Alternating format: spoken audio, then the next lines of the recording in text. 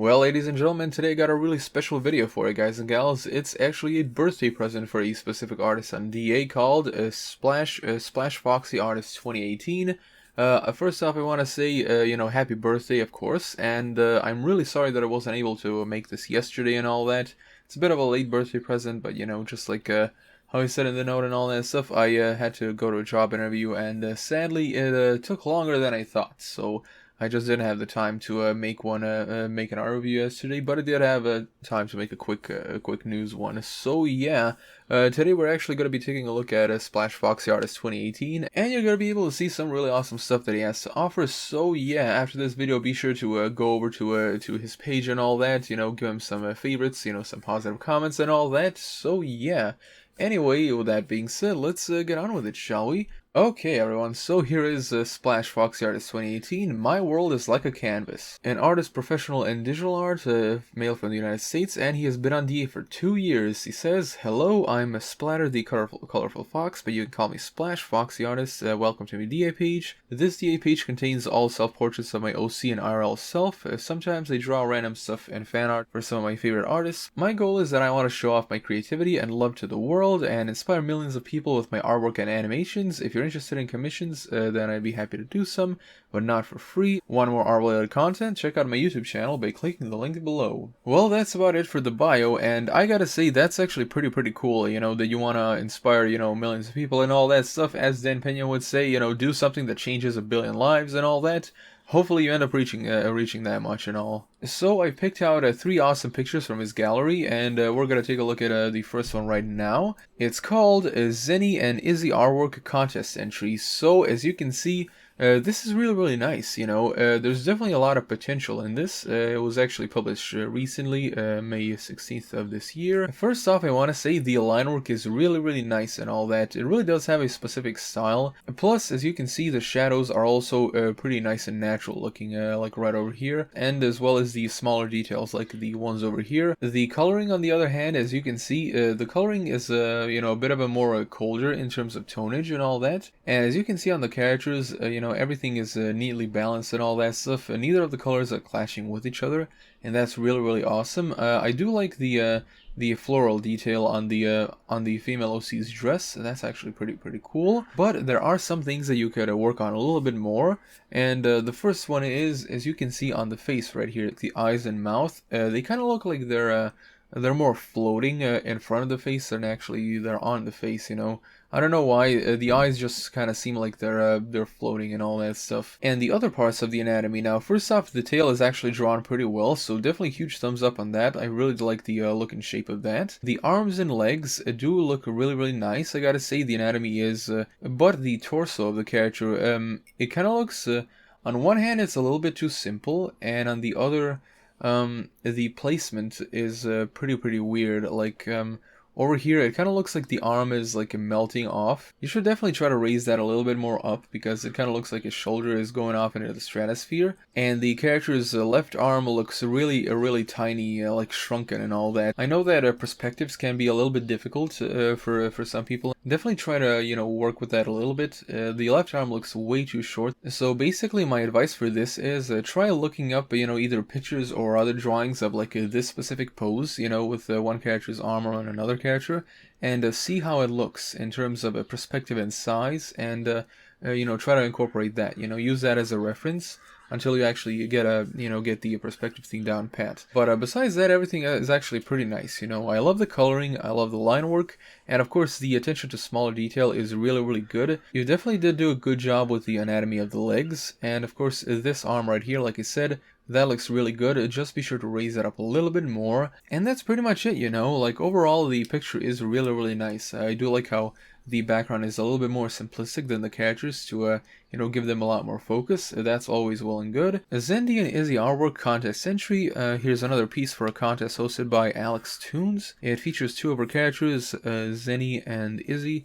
Some romantic elements here between Izzy and Zenny on top of a rock, cliff cuddling, and of course Alex likes incorporating beach vibes into her artwork and even her profile, so I've decided to include that into this entry: waves, sand, and some rocks that are on the ocean. And for the wardrobe, Zenny is wearing his bathing suit attire, a white tank top, his necklace with a golden pendant, and short with a different color.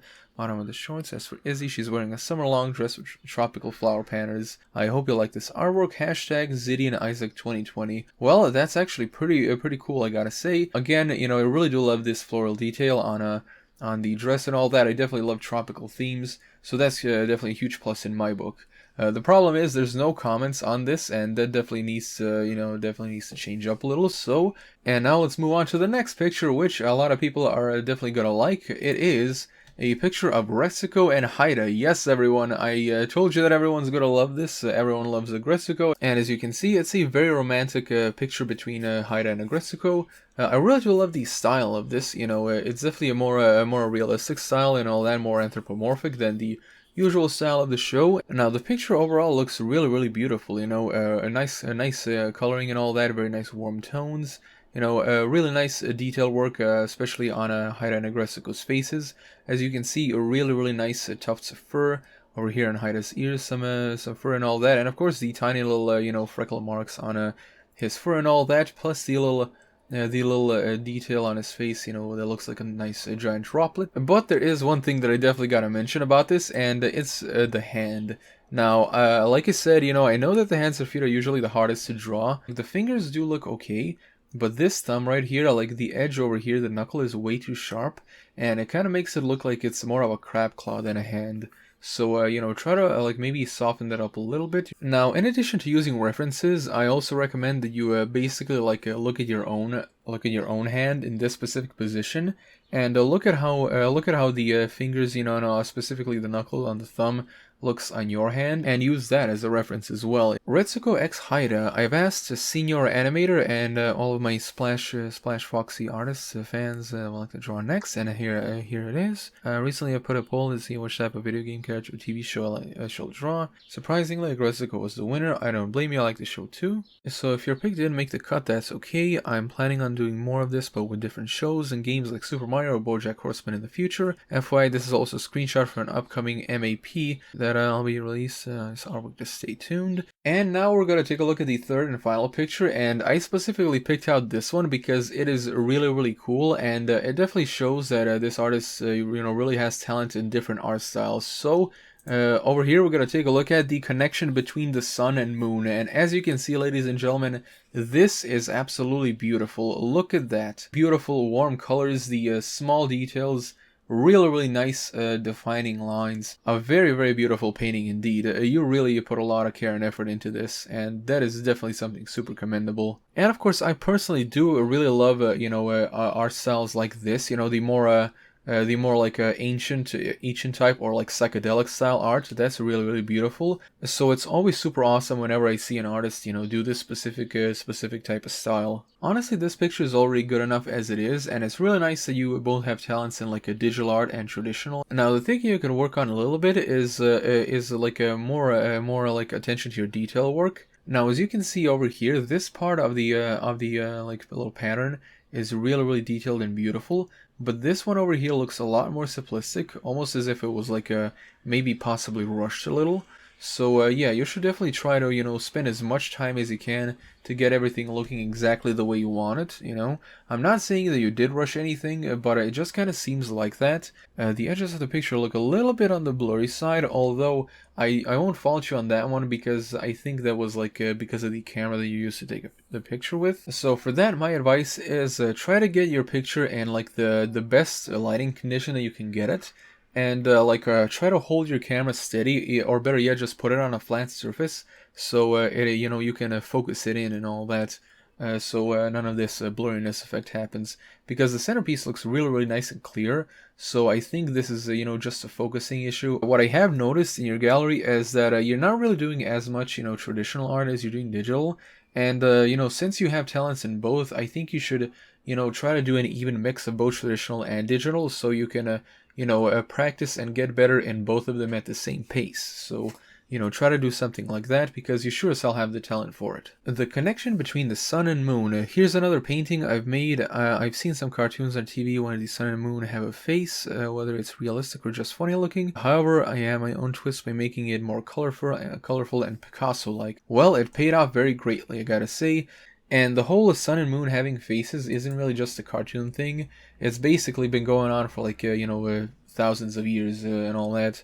You can find a lot of old pictures with like the sun and moon having faces. You can look to that for inspiration and all that. So that's about it, Splash Foxy Artist. Again, a big happy birthday, and again, sorry that I wasn't able to make it yesterday. Anyway, everyone, that pretty much wraps it up for this special birthday video and all that. I hope you all enjoyed. Please be sure to give SplashFoxyArtist2018 a watch and some positive feedback. Anyway, everyone, thank you all so much for watching. Be sure to subscribe to bell icon, and if you wish to support me, my Patreon link is in the description below. And as always, I'm Cyber Rampage, and I'll be seeing you guys and gals in the next video.